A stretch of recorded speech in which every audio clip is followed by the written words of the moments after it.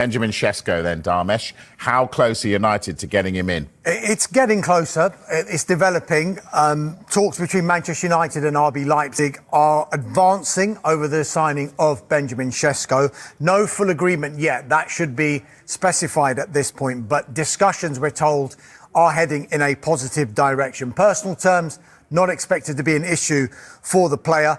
Just a reminder of what United's offer is. It's an initial £65 million plus a further £8.9 million in performance-related add-ons. So it just comes short of £74 million. That's actually less than what Newcastle United's bid was. However, Manchester United is the preferred choice of Benjamin Sesko. Now, I think United have been pretty clever in the way they've approached this one, because they've seen Newcastle United going with one bid, which wasn't good enough for RB Leipzig. Then they've gone again, and they've gone again big. It was like a €90 million all-in bid that they put into RB Leipzig. United just sat back because what they wanted to do was to get an assurance from the player himself that he wanted to come to Manchester United before they made that bid. And that is effectively what has happened, because once we knew Manchester United had put that bid in of nearly £74 million all in, that was the signal that, right, something's gone on behind the scenes, that Benjamin Sesko has made it clear to Manchester United that he wants to go to that club. Because it would be no point Manchester United bidding against Newcastle United if they know the player is going to come. As far as Sesko himself is concerned, him and RB Leipzig have got a fantastic relationship. He doesn't want to rock the boat. He hasn't agitated for a move at all during this whole saga. But he has made it clear to them, Manchester United is my preferred destination, and then he's left it to them. If they can agree that deal with Manchester United, then he can go there. If they can't, then he will sit back and say, well, I'll stay at RB Leipzig, or see if Newcastle United is the destination for me after all. It's a really why would he choose Manchester United over Newcastle United when Newcastle United have got Champions League football? It doesn't make any sense on paper, does it? But I think what this emphasises is that Manchester United still have a huge pulling power when it comes to transfers. We've seen that already with Matheus Cunha and Bryan Mbeumo, both of whom Newcastle wanted to sign, and they missed out on Manchester United, even though they were prepared to match the deal financially. These players seem to be choosing the Theatre of Dreams at Old Trafford as a chosen destination. Look, I think you have to realise that Manchester United are a legacy club. There are a lot of people in football who don't like to admit it, but they're huge. They have an enormous worldwide following, probably second only to Real Madrid in terms of following worldwide. They have a massive commercial base. They can still afford these deals. They're a huge worldwide brand. And after what Sir Alex Ferguson achieved with Manchester United, everybody knows what they're capable of. They're almost a sleeping giant. And so I think a lot of these players that are at the level we're talking about with Benjamin Sesko here like the idea of trying to go there. From the people I'm speaking to in the transfer market on a daily basis, Ruben Amorim has a huge pull and a huge draw for these players as well. They like the way that he's very straight talking and honest. They like the way that he's improving Manchester United and dragging them up by their shoestrings, if you like, from a very low base. And they like the fact that they think that he makes players better on the coaching field and brings the best out of them. So I think you add all that together, and that's some way to go into to explain why Sesko and others are choosing Manchester United over Newcastle. On paper, it doesn't make any sense, because I'm a huge fan of Eddie Howe. I think he's a brilliant tactician. He definitely gets out the best out of his players. He's a brilliant man manager. They've got Champions League football. They finished 5th compared with Manchester United's 15th. In the Premier League last season. Got sensational midfield, which are going to set you up for goals. And we know what the fan base is like at Newcastle United as well. They are absolutely emphatic behind their club. It's a one-town club, isn't it? A one-city club. And if you play well for Newcastle United, look at Alan Shearer, an absolute legend of those parts. We'll never have to buy a drink in the town ever again. You know, Benjamin Sesko probably isn't thinking like that, but to turn Newcastle down and put all your eggs in one basket for Man United is surprising, but understandable. It's an ego thing as well. If you're a player and you've looked at Manchester United since Sir Alex Ferguson left, it's been 12 years where, yes, they've won a few trophies, but they haven't really challenged again for the Premier League title, which is what Manchester United feel they should be doing. They've gone through all of these managers. They've spent hundreds of millions of pounds on players. Now they've come to a point where they finished 15th in the Premier League, their lowest ever finish. If you're a player and people say, well, why are you going to go to Manchester United? Some of them might think, well, I want to be that guy who is going to get them back to where they feel they belong. So it's almost a challenge to players like Brian Mbeumo, who said, I want to go to Manchester United. Matheus Cunha, who had other offers as well, to say, I want to go to Manchester United. Benjamin Sesko, we've been talking about him for 4 or 5 transfer windows, when a number of European football's top clubs have been interested in signing Benjamin Sesko, and clearly it's not a done deal yet, but from what we can gather, he wants to go to Manchester United. So there is clearly what Rob mentioned there, that pull, but there also must be a little bit of ego and arrogance from the players themselves to say, I'm going to be that guy who gets United back up there. One other brief thing, Mike, is I think you have to realise that the Sesko situation is a little bit unique. I mean, Darmish has pointed out that the relationship he has with RB Leipzig, even though he's only been there a relatively short period of time, he didn't come through their academy or anything.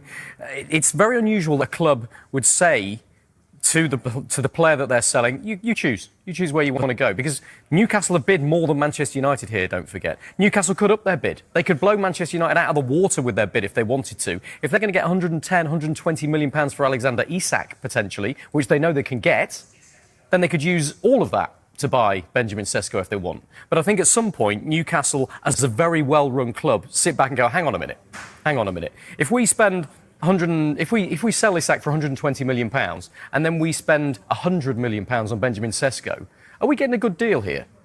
Is Alexander Isak worth Benjamin Sesko plus 20 million pounds? No, he's not in the open market. So they're not prepared to go that high. They know what a good value is, which is probably why they've missed out on some deals already this season. We've talked a lot in this window about the players they've gone for and haven't got.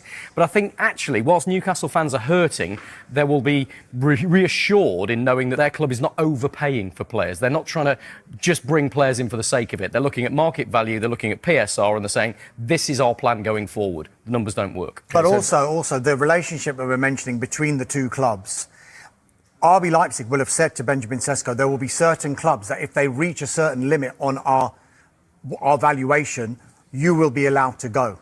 Now, Manchester United could be classed as one of those clubs, but also if you're looking at the difference in the offers between Newcastle and Manchester United, it's not that big at the moment. But it's 5 million. It's 5 million euros. Why wouldn't RB Leipzig say, we get 5 million euros? No. We're still losing the player. But what I'm saying is if the player has made it clear that he wants to go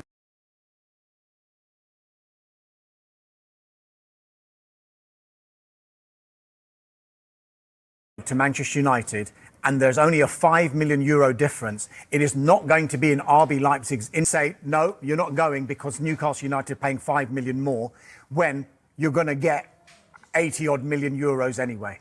So that's the reason that relationship has been built up between player and the club to the point where he hasn't agitated at all for this. He's letting RB Leipzig and Manchester United do their thing.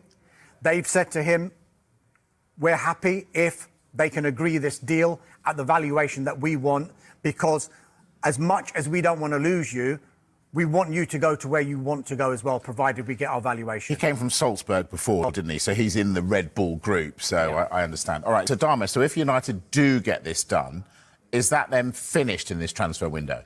Not necessarily. Look, one thing I should say here, we should preface this by saying the focus right now is in Benjamin Sesko. And it is also on player sales. And we've been talking about those player sales throughout this window, those 5 players who Manchester United want out and to try and get some money for. Marcus Rashford has gone, Jadon Sancho, Garnacho, Anthony, Tyrell Malacia. Can I add Højlund to that list yet? Potentially, yes, because we've heard that Rasmus Højlund, if offers were to come in for him and they were of a good valuation, Manchester United not necessarily would sell him, but they'd consider them. That is if Sesko was to come in, because Højlund himself is going to have to think about it if Sesko comes in, because clearly his game time is going to be limited. However, they are looking at strengthening other areas of the pitch on Manchester United, not just in the forward areas, because it looks like if Sesko does come, the entire front 3 is going to be different from last season. Sesko, Mbeumo and Cunha. But midfield is also a position that they are looking at. Brighton's Carlos Baleba is one of a number of players that Manchester United have just explored the conditions of a deal for. No official contact between clubs at all at the moment. It's thought it would not be an easy deal to do, particularly if they get the Sesko deal over the line, because of the financial outlay that it would require to not only get Sesko, but Belieber as well, because he wouldn't be cheap. Yeah, OK. So Manchester United look like they're doing some business, which means a really tough window for Newcastle. And it's now been confirmed Alexander Isak is training away from the first-team squad. So how does this one play out? Well, our reporter Keith Downey has the latest. Tonight's meeting between Eddie Howe and Alexander Isak, for the first time since both men returned from their pre-season training camps, will be crucial to that. Without doubt, Eddie Howe is disappointed with the conduct of his star striker, travelling to Spain on his own individual training camp instead of being with the rest of the squad on their tour of Asia. And the fact that Eddie Howe found that out through the media, I think, is the most galling thing of all. Howe's response was today to tell Isak to turn up to report at 4 o'clock for a meeting and for his own individual training and recuperation, while the rest of the squad throughout the day had their families in for a team bonding session. So it was interesting to see Isak arrive today at 4 o'clock, just as the rest of the players were leaving. Isak, the only player uninvited. But where does it leave the Isak situation? Well, we've been telling you all along that Newcastle will not allow him to leave without a replacement. Benjamin Sesko is continuing to train away from the rest of the RB Leipzig squad as he edges closer to a move to the Premier League, with Manchester United in talks to sign the striker. RB Leipzig have confirmed Benjamin Sesko is training away from his teammates as speculation over his move to Manchester United ramps up. Despite competition from Newcastle, the Red Devils are confident that Sesko favours a move to Old Trafford this summer, and discussions are ongoing with Leipzig to seal a complete club-to-club agreement. Sesko has been training separately from his teammates this week while negotiations over his future progress, and Leipzig confirmed on Wednesday morning that the 22-year-old was again working individually. In a brief statement, Leipzig said Wednesday squad update Andrea Maksimovic is back in Leipzig, but is training individually today. Benjamin Sesko and Lucas Klostermann are also working individually, reports the Manchester Evening News. United moving forward to sign Sesko means Rasmus Højlund faces an uncertain future at Old Trafford. Højlund has insisted he wants to stay and fight for his place, but United are ready to take a loss to sell him this summer. Speaking about his future in the US, Højlund said, "I think my plan is very clear, and that is for me to stay and fight for my spot, whatever happens. I'm still very young. I think people forget that sometimes. I'm only 22. Obviously, not every striker is scoring 100 goals at the age of 22 like Erling Haaland. But I've learned a lot, I think you can see in my game. I'm starting to develop and become even better in the basics. Now it's just about for me to sharpen myself, and I've done very well in the pre-season so far. Just focusing on continuing that. Competition is fine with me. It sharpens me. I'm more than ready. I'm feeling sharp, so I'm welcoming everything that comes. I think it's good with competition, and it only sharpens the team." United have splashed out a combined £127.5 million on Matheus Cunha and Brian Mbeumo this summer, and sealing a deal for Sesko would push their spending towards the £200 million mark.